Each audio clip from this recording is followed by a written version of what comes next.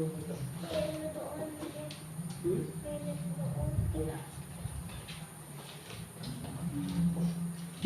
9:10 verse 19 to 25. Nakita na po ba sa malakas at masayaman? Amen. Ako po sa verse 19, kayo po sa 20, sabay-sabay po tayo sa verse 25. Verse 19. Having therefore, brethren, boldness to enter into the holiest by the blood of Jesus. 20 tayo po. When you and living way, which he had consecrated for us, through the way that Jesus chased his flesh. And having an high priest over the house of God. Verse 22.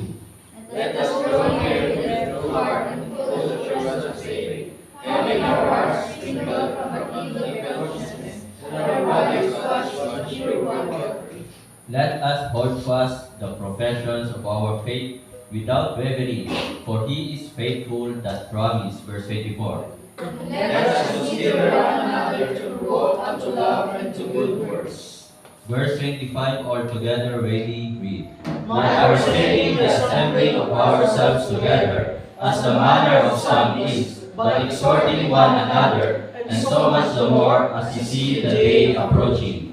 Tayo po lahat ay umuko, pumiki, tayo po ay manalangin, dakilang Diyos na makapangyarihan sa lahat. Muli, pinupurit, pinapasalamatan ka namin sa gabing ito, sa iyong katapatan, sa iyong kabutihan, sa mga blessings na patuloy mo pong ibinibigay sa amin, na kami po ay kailanman hindi mo po iniwan, hindi mo po kami pinabayaan.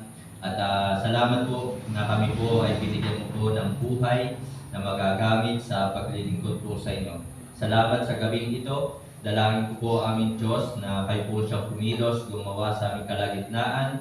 Patawad po kami sa lahat ng aming pagkukulang, mga kasalanan na nagagawa laban sa iyo. Patawarin mo po kami, Banal Espiritu, patawad. Pakalinisin mo po kami aming Diyos, ang aming pong puso at isipan. Linisin mo po ito. Matanggap namin na may kagalakan sa aming pong puso ang iyong pong banal na salita. Dalangin ko rin po sa gabing ito, patuloy mo pong igawad sa bawat isa ang iyong pong divine protection.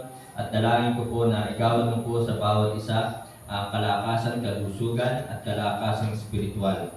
Sino man po sa mga kapatiran po namin ang mayroong karamdaman, hipuin mo po sila ng inyong po makapangyarihang kamay, pagalingin mo po sila. At I pray na patuloy mo pong tinggin ang kanila pong mga panalangin. At sa gabing ito ay amin pong nilalapit pa rin sa inyo. Kaawaan mo po kahabagan ang bansang Israel. Ipagkaloob mo po sa Jerusalem ang kapayapaan, kaligtasan po ng mga taga-Israel. Nawa sila po ay manampalataya, tanggapin po nila ang aming Panginoong Jesus bilang kanilang Panginoon at tagapagligtas. Patuloy mo rin po amang pagpalain ng bayan ito. Patuloy po kayo magligtas sa bayan ito. Ito po ay aking samot dalangin. Hinihingi na may pasasalamat sa pangalan po ng aming Panginoong Jesus. Amen. Sa mapagpalang gabi po natin lahat mga kapatid. Hebrews 10:25, not forsaking the assembling of ourselves together, as the manner of some is, but exhorting one another, and so much the more, as you see the day approaching, we must worship God. Ito po ang title ng mensahe ngayong gabi. We must worship God. Na talagang sinabi po diyan, not forsaking, na huwag natin pabayaan na talagang yung ating pong pagtitipon, ang ating pong pagsamba. Nang ibig sabihin nga po dito ng salitang assembly, mga kapatid, sa salitang Griego, ito po ay episodagog. Nang ibig sabihin po sa English, ito po ay Christian meeting for worship. Yun po ang ibig sabihin po niyan, na talagang pagtitipon ng mga Kristiyano para sa pagsamba. Na ang utos sa atin, malinaw po na huwag talagang pabayaan ang pagsamba. At ayon nga po sa Matthew chapter 6 verse 33, ang sabi po doon, but seek ye first the kingdom of God and His righteousness, and all these things shall be added unto you. Ang salita po doon na seek, sa salitang Griego mga kapatid, si Theo, na ibig sabihin po to worship. Na talagang ang utos sa atin, kapag araw ng linggo, unahin natin ang pagsamba. Huwag pabayaan ang pagsamba. Unahin ang pagsamba kapag araw ng linggo, na kapag araw ng linggo ay wala ka talagang ibang gagawin kahit ikaw ay may lakad. So tayo ay meron ding appointment sa Diyos, sa ating Panginoong Jesus, na yun po ang utos sa atin. Unahin natin siya kapag araw ng linggo. So mga kapatid, mga minamahal, nakakalungkot lang po talaga na sa ating panahon ngayon, marami pa yung tao sa mall, sa SM, sa Robinson, kaysa sa bahay-sambahan. At mas pinipili ng maraming Kristiyano na talagang sila ay maglibang na lamang kapag araw ng linggo. Na kapag araw ng linggo ang ibang Kristiyano ay nandoon lamang sa kanilang tahanan, pa-cellphone, panood na lamang ng TV, ng mga Netflix na yan. Diba? So, Facebook na lang kapag araw ng linggo. At ang ibang Kristiyano, mas inuuna pa yung imbitasyon ng kaibigan kaysa doon sa imbitasyon ng Diyos na tayo ay pumunta sa kanyang bahay-sambahan. So mga kapatid, mga minamahal, we must worship God. Nakakalungkot, maaaring ang ibang Kristiyano, dahil ayaw nilang sumamba, gusto nila buhatin pa sila ng mga tao para pumasok sa bahay-sambahan. Kailan yon? Kapag sila'y patay na. Bubuhatin, di ba? So yun ang hinihintay yata ng ibang Kristiyano bago sila pumasok o pumunta sa bahay-sambahan ng Panginoon. Nakakalungkot kung gano'n ang mangyayari sa buhay natin, na kaya lamang tayo papasok sa bahay-sambahan, kaya lamang tayo makapapanambahan, ay kung kailan tayo patay na. So mga kapatid, ang utos po sa atin ay talagang huwag pabayaan. Na hinihingi sa atin yung ating availability, na kailangang available tayo kapag araw ng linggo. Kapag gusto ay meron pong paraan. We must worship God. So mga kapatid, maraming tao, Kristiyano, nagsasabing palangit. Bahay-sambahan, hindi makapunta sa langit pa. Hindi yan? So palangit daw sila. Pero sa bahay-sambahan, hindi makapunta sa langit pa kaya, Brother Jason? Diba? So mga kapatid, mga minamahal, we must worship God. Ito po ay talagang utos sa atin. Ito po ay mahalaga. Kailangan natin gawin. Sapagkat ang utos nga po ay nandyan, not forsaking the assembling of ourselves together as the manner of some is. So una mga kapatid, titingnan natin yung dahilan. Bakit ito po ay pinag-utos ng Diyos na huwag natin pabayaan? Alam niyo po, kahit tayo ay hindi manambahan kapag araw ng linggo, ang Diyos ay Diyos pa rin. Wala namang mawawala sa Kanya eh. Walang mawawala sa Diyos kapag kahit ikaw isang taong kang hindi sumamba sa Kanya, kahit hindi ka sumunod sa Kanya, walang mawawala sa Diyos, sa ating Panginoon Jesus. Diyos pa rin siya. Pero sa ating napakalaki ng mawawala. Sapagkat ang pagpapala nga po ay ibinibigay ng Diyos doon sa Kanyang mga anak na talagang tapat at sumusunod sa Kanya. Biyaya na lamang talaga ng Diyos. We are under the grace of God na kahit hindi tayo sumusunod sa Kanya, kahit marami tayong pagkukulang, ang Diyos ay tapat pa rin at hindi tayo pinababayaan. Diba? Hindi niya tayo iniiwan. So patuloy pa rin niyang pinuprovide yung ating kailangan. So yun po yung kabutihan, katapatan, yun po yung biyaya ng Diyos. Pero sana, huwag nating abusuhin yung biyaya ng Diyos. Mga kapatid, mga minamahal yan, buti pa ang pusang ito, ang buting na ito. Umaattend ng prayer meeting. Di ba? So, tingnan nyo, amen daw, sabi ng puting. Amen, nasagot siya, di ba?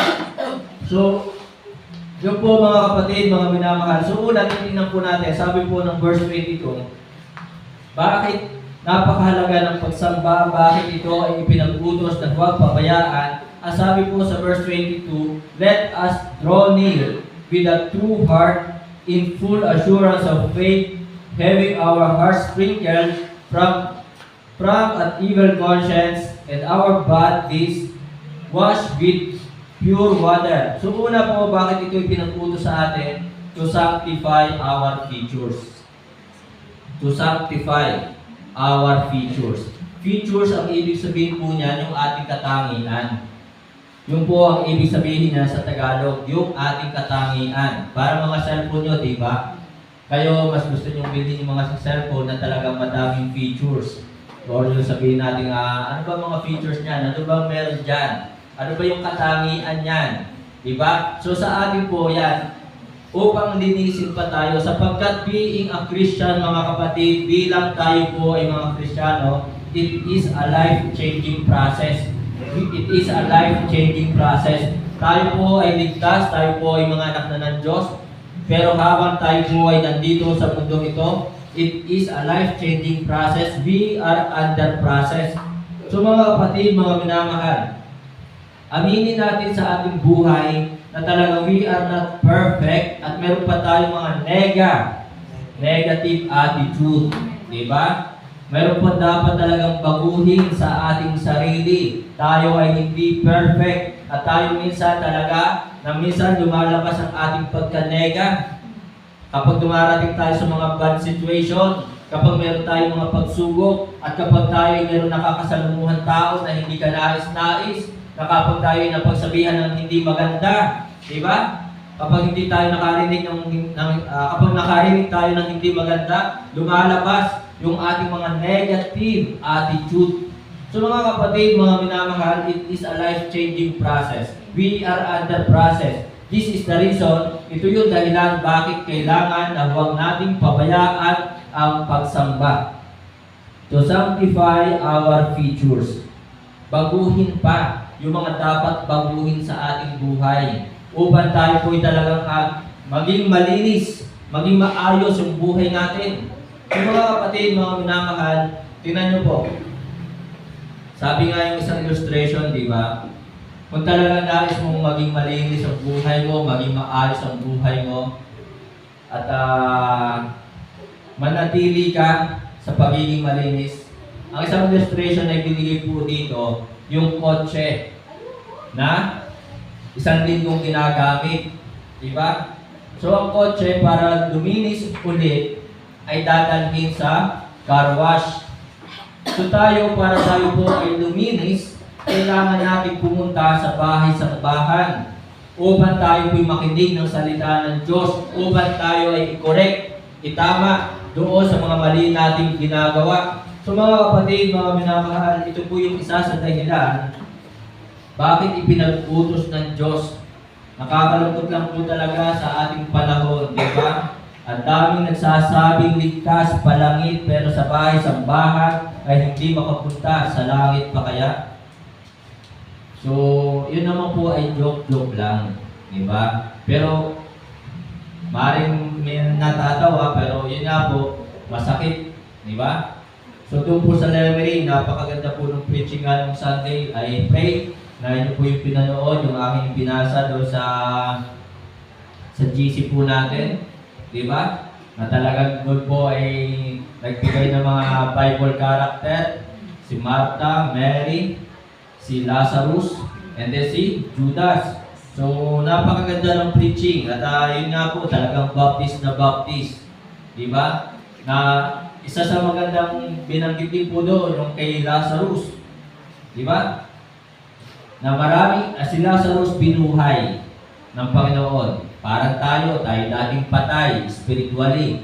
Binuhay tayo, binigyan tayo ng kaligtasan, buhay na walang hanggan. So si Lazarus, binasa ni Pastor Manuel Abadia, nakaupo lang, ang lakas pang kumain.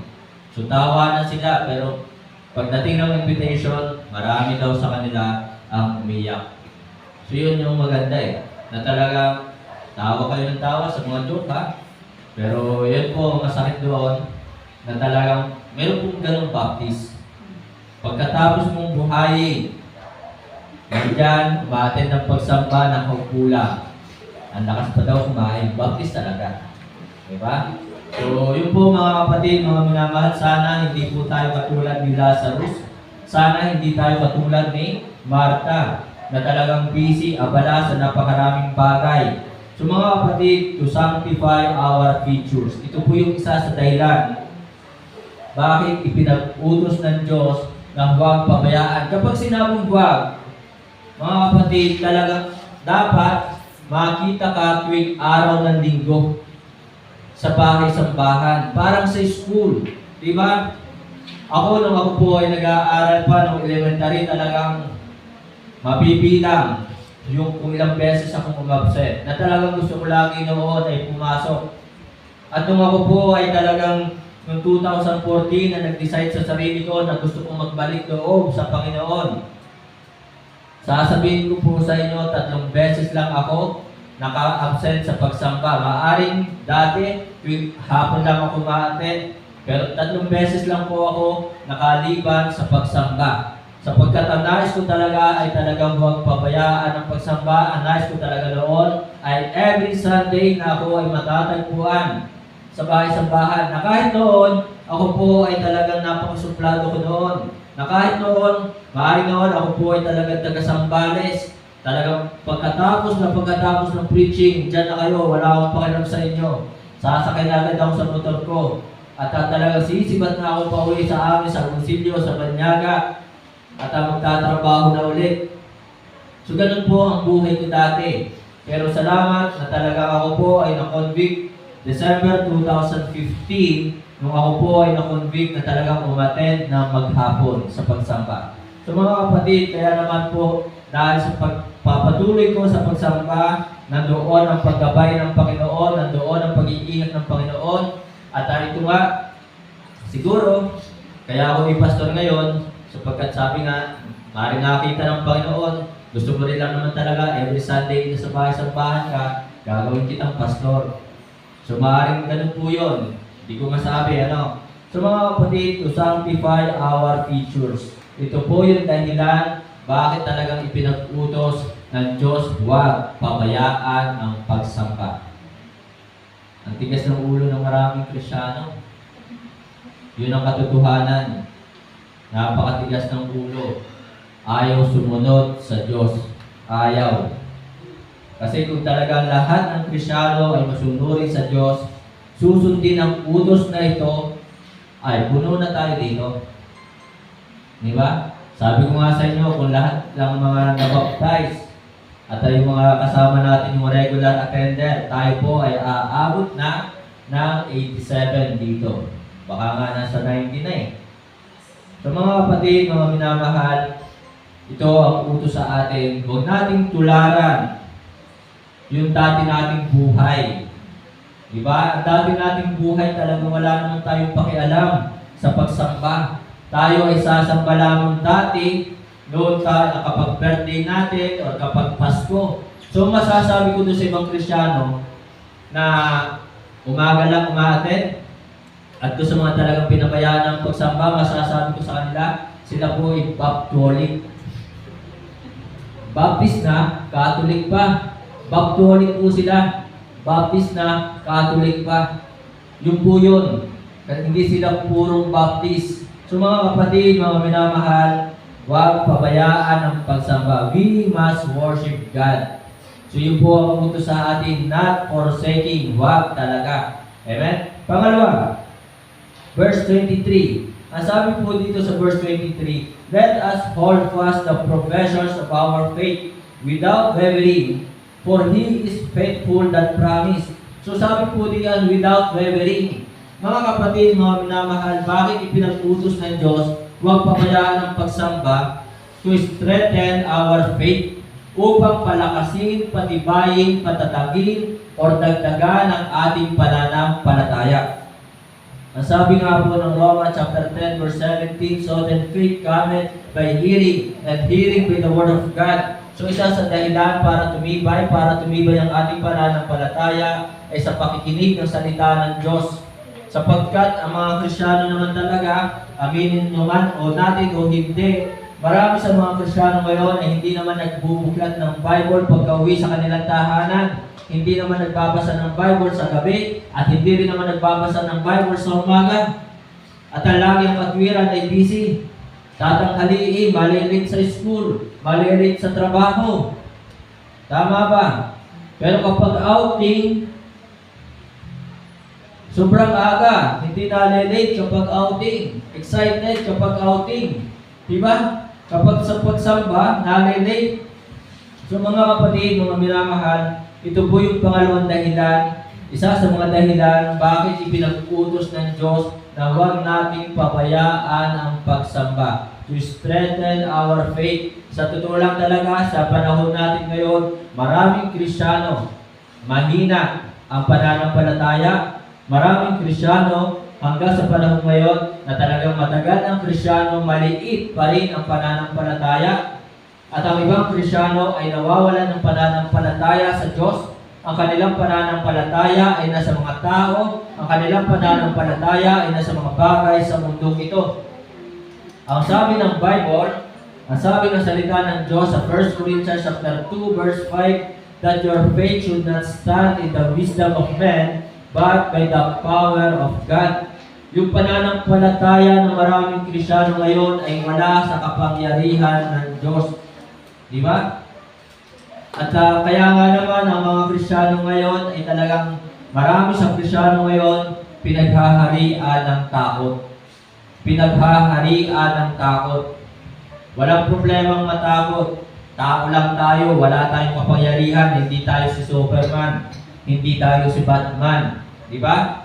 Tayo mga ordinary people lamang. Pero ang takot ay hindi dapat naghahari sa ating puso sapagkat ang sabi nga po ng 1 Timothy chapter 1 verse 7, kung di ako nagkakamali, tingnan po natin.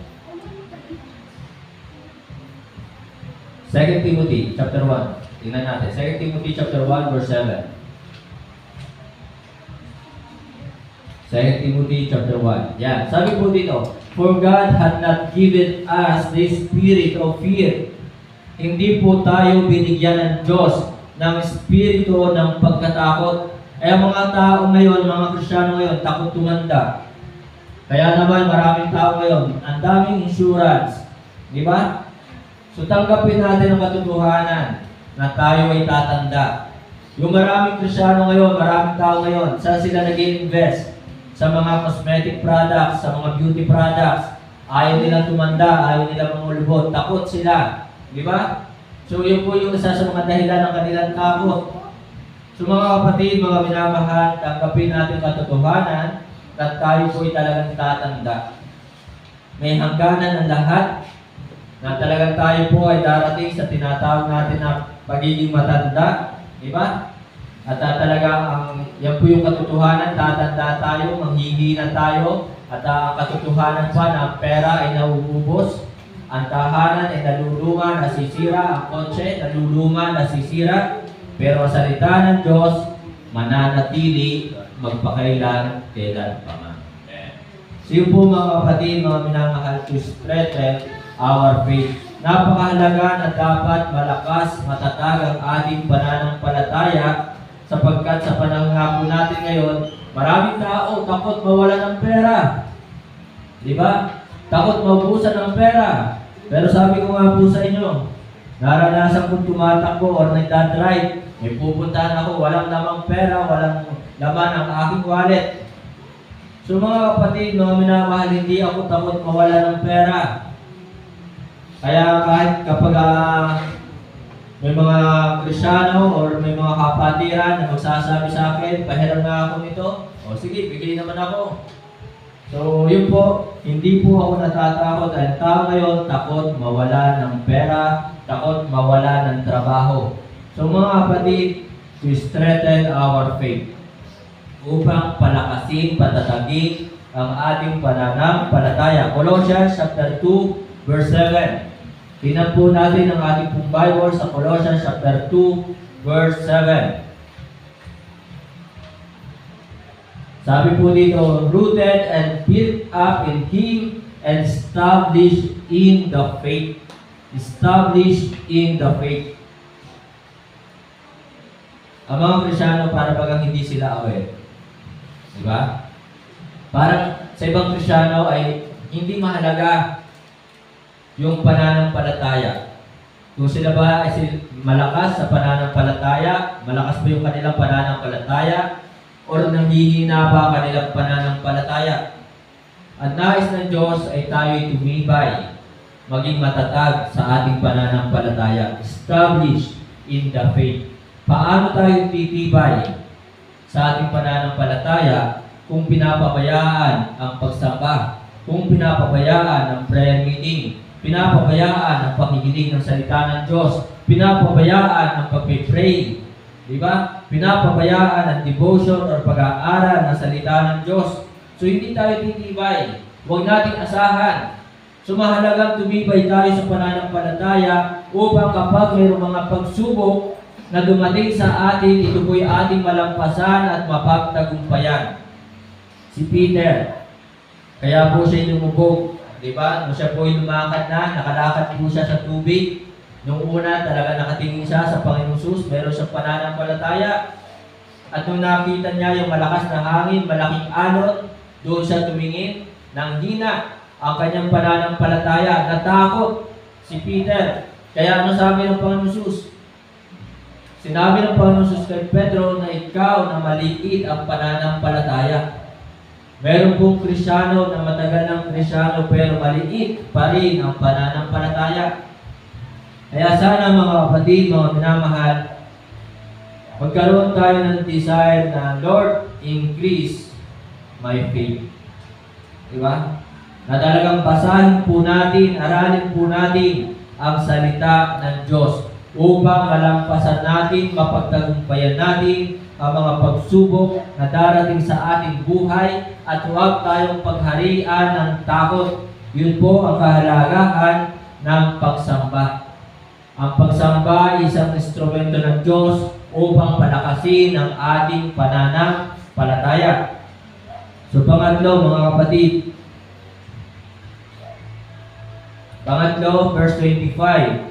Sabi po dito sa Hebrews 10, verse 25, not forsaking the assembling of ourselves together as the manner of some is, but exhorting one another.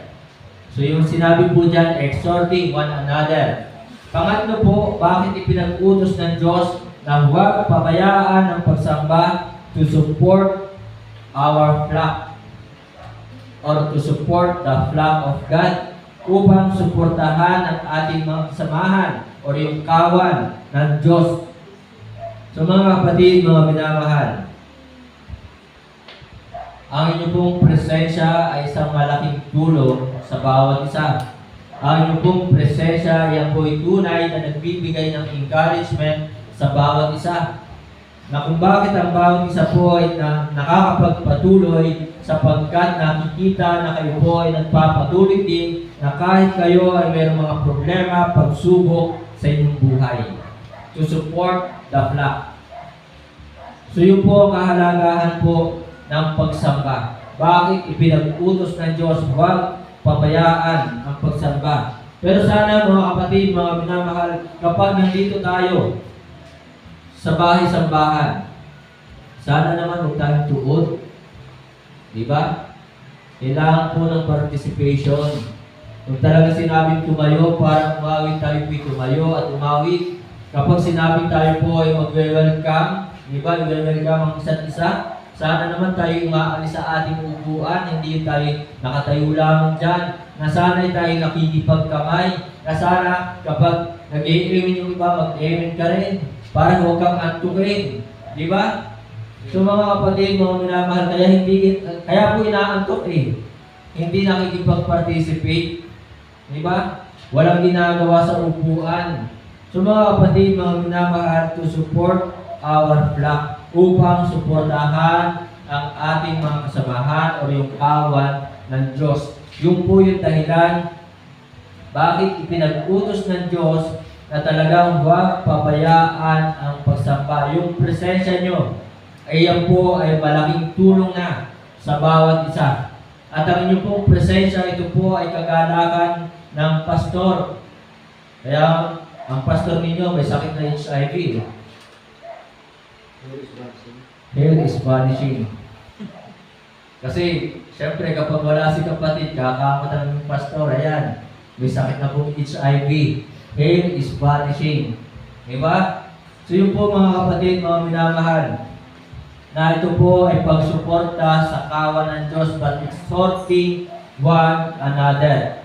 So yun po yun, na tayo kapag nandito sa bahay-sambahan, kailangan po ng participation na tayo po ay sana ay talagang naging kagamit-gamit sa gawain ng Panginoon. Na kapag nakita mo yung isang kapatid natin na para bagang malungkot, sana na may tanungin mo, malungkot ka yata. Diba? Yung wala pa ng pera eh.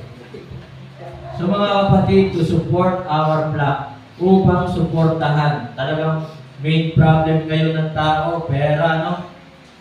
So mga kapatid, mga minamahal, ganun pa man, suportahan pa rin natin ang gawain, suportahan natin ang kawan ng Diyos yung ating mga kasamahan to support our flock, exhorting one another. Verse 22, balik po tayo sa verse 22. Hebrews chapter 10, verse 22. Let us draw near with a true heart in full assurance of faith. Yung salita po diyan na draw near, let us draw near. So mga kapatid, mga minamahal, utos ng Diyos, huwag pabayaan ng pagsamba, not forsaking ourselves together. So ito, ang dahilan po, bakit ito pinag-utos? To stay close to our Father. To stay close to our Father. Masarap po talaga mapalapit sa Diyos. Ito po yung dahilan. Isa sa dahilan, bakit pinag-utos ng Diyos, huwag pabayaan ang pagsamba. Upang tayo po ay mapalapit, maging closer, maging close. Di ba? Maging close tayo sa Diyos. Yung po yun. Kaya nga po ako po'y nagpapasalamat ng 2014. Sabi ko, gusto ko magbalik loob sa Panginoon, sa ating Diyos. At hindi ko napapabayaan pa yung pagsamba kapag araw ng linggo. Yun yung naging desire ng puso ko. At kaya nga po, isa nga po sa mga Bible character dito sa Bible, si King David, ang desire ng puso ni King David, sabi doon sa Psalms 27, verse 4, one thing have I desired of the Lord, that will I seek after, that I may dwell in the house of the Lord, to behold the beauty, all the days of my life, to behold the beauty of the Lord, and to inquire in His temple. So yun po, na ang desire ng puso ni Haring David, siya ay hari, ang desire ng kanyang puso ay hindi mamasyal sa iba't ibang lugar sa mundo, kundi ang desire ng kanyang puso ay makatahan sa bahay ng Panginoon sa bawat kaarawan ng kanyang buhay. Kaya nakakalungkot, maraming Kristiyano nagsasabing ligtas, nagsasabing palangit, pero walang desire sa kanilang puso na makatahan sa bahay ng Panginoon sa bawat sandali o sa bawat araw ng kanilang buhay. Diba? So yun po si King David, hari siya, pero ang desire ng puso niya ay makatahan sa bahay ng Panginoon. Ang desire ng puso ni Haring David ay makapakinig ng salita ng Diyos. Kaya sabi nga ni Haring David sa Psalm 40, verse 8, I delight to do thy will, O my God, yet thy law is within my heart. So siya po ay nakikinig, willing siya makinig ng salita ng Diyos, willing din siya na mag-aral ng salita ng Diyos, masaya siya na sumusunod sa mga kalooban ng Diyos. Amen? Now, inalis niya ang kanyang pagiging hari sa harapan ng Diyos. Siya bilang hari, siya yung sinusunod sa bansang Israel. Di ba? Siya yung sinusunod sa bansang Israel. Pero pagdating sa harapan ng Diyos, walang hari. Inalis niya ang pagiging hari niya. At Diyos lamang ang tunay na hari. King of Kings. Lord of Lords. So mga kapatid, mga minamahal, isa sa dahilan, bakit ipinag-utos to stay close to our Father. James chapter 4, verse 8. Sabi po ng James chapter 4, verse 8. Draw nigh to God. Yan po. Lumapit kayo sa Diyos. Magsilapit kayo sa Diyos. Isa sa paraan para tayo po lumapit sa Diyos ay sa pamamagitan po ng pagsamba. Sa pamamagitan ng pagsamba. Anin pa natin itong bahay sa bahay na ito kung wala namang Kristiyano o wala namang mga anak ng Diyos na sumasamba. Kaya nga po naglagay ang Diyos ang naglagay ng bahay-sambahan upang doon sasamba ang mga mananampalataya. Doon magtitipon ang kanyang mga anak tuwing araw ng linggo. So draw nigh to God and He will draw nigh to you. So sumamba ka sa Diyos, lumapit ka sa Diyos at ang Diyos ay lalapit sa iyo. So to stay close to our Father, yun po yung isa sa dahilan bakit ipinag-utos ng Diyos na huwag pabayaan ang pagsamba.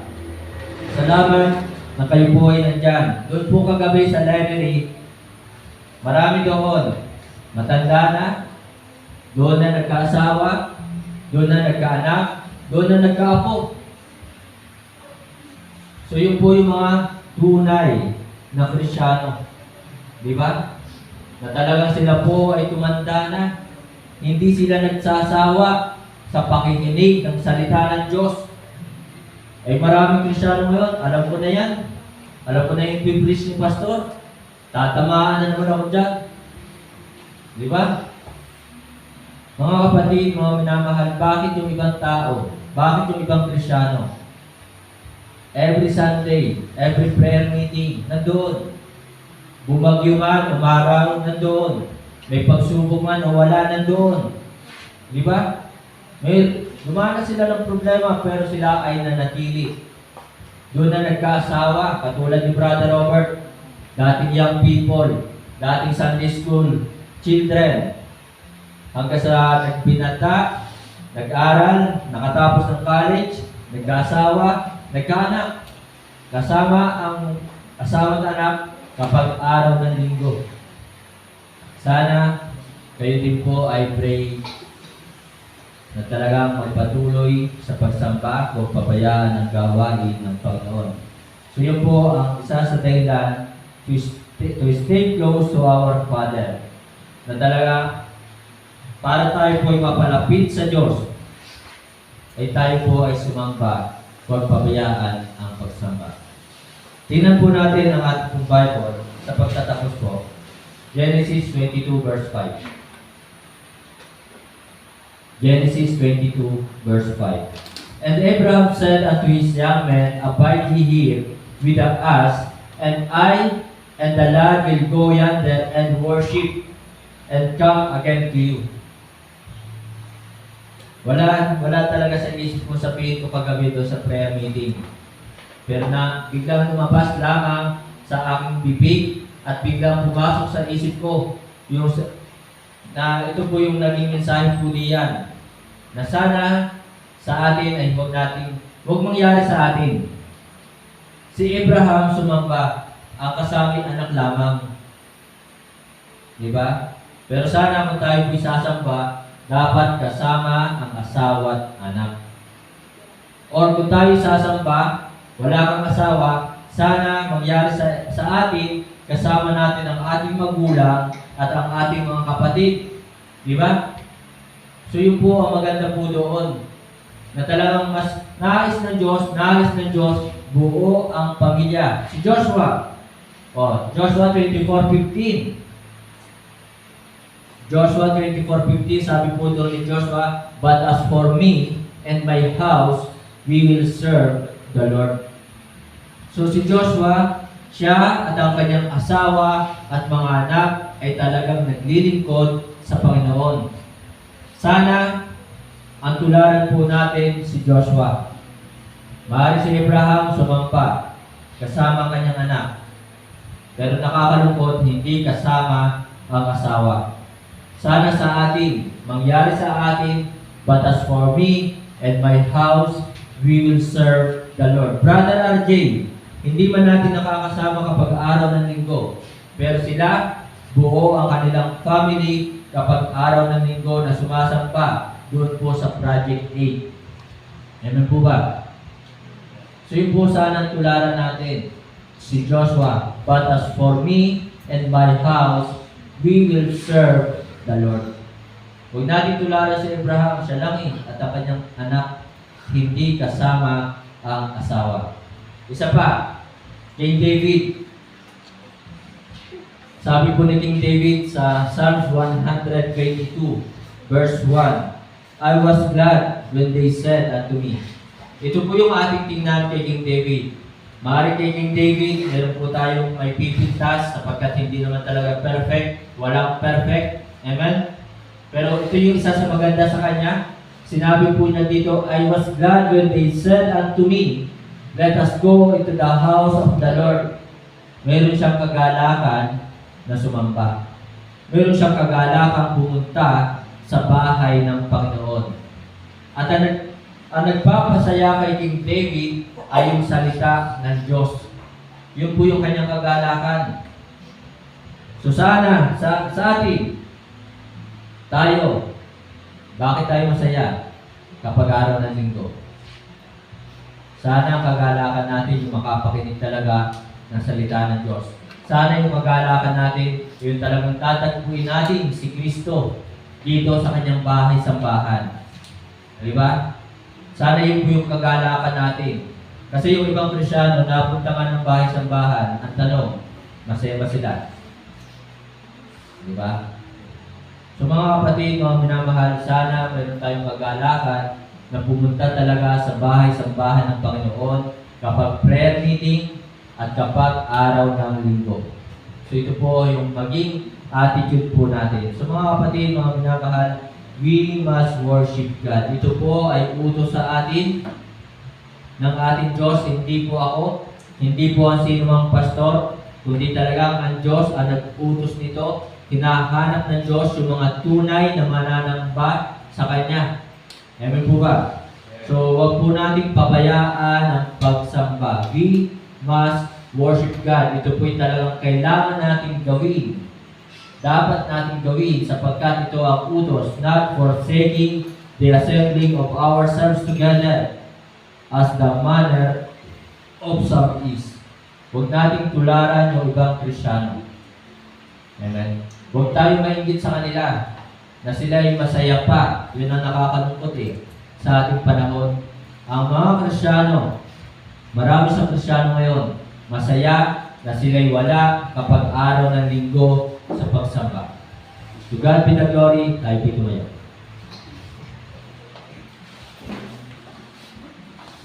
Tayo po lahat ay umuko, pumiti, tayo po ay manalangin. Ama namin Diyos sa langit, muli salamat po sa inyong banal na salita na aming pong napag-aralan. Nawa ito po ay tumimo sa puso't isipan po namin. At nawa po Panginoon, masunod po namin ang iyong kalooban, ang iyong utos, hindi ang aming kagustuhan, na sana hanggang sa pagbabalik ng aming Panginoong Sus, matagpuan po kami dito sa inyong pong bahay-sambahan as you see the day approaching. Ito po ang inyong sinabi sa inyong pong banal na salita na nalalapit na ang araw ng Panginoon. Kaya sana, huwag po namin pabayaan ang pagsamba. Maraming Kristyano ngayon, walang pagpapahalaga sa pagsamba. Walang pagpapahalaga sa inyong gawain. Sana, kami po na naririto ngayon, makapag-encourage po kami. May encourage po namin ang mga kapatiran po namin na talagang pinapabayaan ang pagsamba. Nawawag namin tularan ang buhay ng ibang tao. Nawa po Panginoon, yung mga tao na walang pagpapahalaga sa pagsamba, I pray na hanapin nila ang katotohanan. I pray sambahin ka po nila sa espiritu at katotohanan, hindi sa mga Diyos-Diyosan, hindi sa mga rebulto. Sinabi mo po sa iyong banal na salita, ikaw ay espiritu, at ang mga sumasamba sa iyo ay dapat sambahin ka sa espiritu at katotohanan, hindi sa mga rebulto, hindi sa mga Diyos-Diyosan. Salamat po aming Diyos sa gabing ito. Salamat sa mga panalangin na inyo pong didinig sa amin. Salamat po na kami po ay inyo pong ginagabayan sa bawat sandali ng aming pong buhay. Nawa po Panginoon, patuloy mo pong dinggin ang panalangin ng bawat isa. Ito po yung aking samot dalangin, hinihingi na may pasasalamat sa pangalan po ng aming Panginoon Jesus. Amen.